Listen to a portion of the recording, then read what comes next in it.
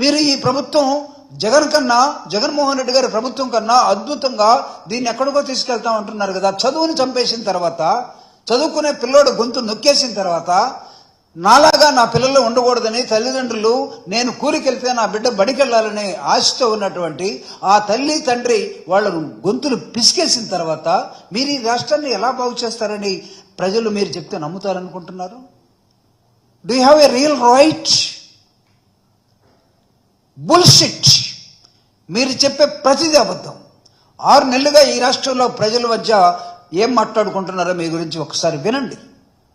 బడికి వెళ్ళే పిల్లల్ని అడగండి, పిల్లల్ని బడికి పంపలేకపోతున్న తల్లిదండ్రులను అడగండి. ఆదుకోలేనండి ప్రభుత్వాన్ని ఎందుకు ఎన్నుకున్నామని సిగ్గుపడుతున్న ఆ విధానాన్ని చూడండి. కక్ష ఉంటే జగన్ మీద, మా మీద, పార్టీ మీద తెచ్చుకోండి. దయచేసి సమాజం మీద, చదువుకునే పిల్లల మీద, జగన్మోహన్ రెడ్డి గారు తీసుకొచ్చినటువంటి అనేకమైన విప్లవాత్మకమైన మార్పుల మీద అవన్నీ మీకు చదివి వినిపిస్తాను నేను. వాటి మీద మీరు కక్ష పెట్టకండి. ఈ సమాజం అభివృద్ధి చెందాలంటే విద్య ఒక్కటే మార్గం. దట్టు ఇంగ్లీష్ మీడియం నవేడేస్ ప్రపంచవ్యాప్తంగా విస్తరిస్తున్నటువంటి ఒక విధానం అది. It's an intention.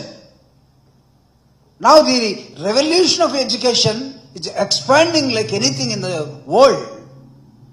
Even small countries కూడా విద్య మీద పెడుతున్నటువంటి బడ్జెట్లు చూడండి. ఆంధ్రప్రదేశ్లో విద్య మీద దాదాపు 6 నెలలుగా మొత్తం మూసేసి కూర్చున్నారు. జగన్మోహన్ రెడ్డి గారు నాడు నేడు స్కీమ్ని మీరు తుంగలో తొక్కేశారు. జగన్మోహన్ రెడ్డి గారి విద్యా జీవన్ని, వసతి దీవెన్ని మొత్తం ఇవ్వకుండా మానేశారు. అంటే జగన్మోహన్ రెడ్డి గారి నమూనా ఎక్కడ కనపడకూడదు, ఆయన చేసిన విధానం ఎక్కడ ఉండకూడదు. ఇది ఇలాంటి కక్ష తీసుకునే రాజకీయాల్ని, దీన్ని మీ కూటమి కాదు, దీన్ని ఒక ముఠా అంటాం.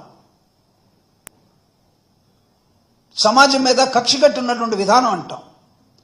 ప్రజాస్వామ్య వ్యవస్థలో doctor Babasaheb Ambedkar at the age of 21 years he went to Columbia, New York, America. From there he went to England and then he traveled to Germany to India.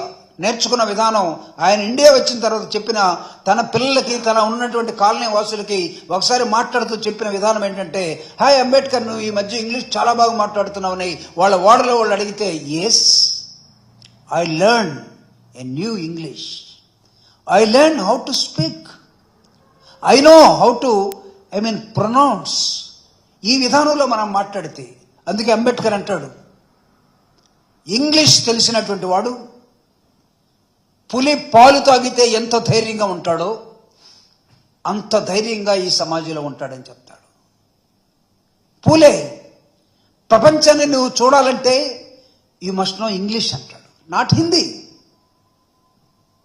అంటే వాళ్ళ దగ్గర నుంచి జగన్మోహన్ రెడ్డి గారు తీసుకున్నటువంటి ఒక నినాదం, ఈ రాష్ట్రంలో ఉన్నటువంటి పిల్లలు దాదాపు 44 లక్షల మంది తల్లులు, పిల్లలు తన పిల్లలు ఇంగ్లీష్ మాట్లాడుతుంటే చూసి చెలించిపోయి ఆహ్లాదంగా సంతోషించినటువంటి ఆ సంతోషాన్ని ఇప్పుడు మళ్ళా ఎటు పంపించారు.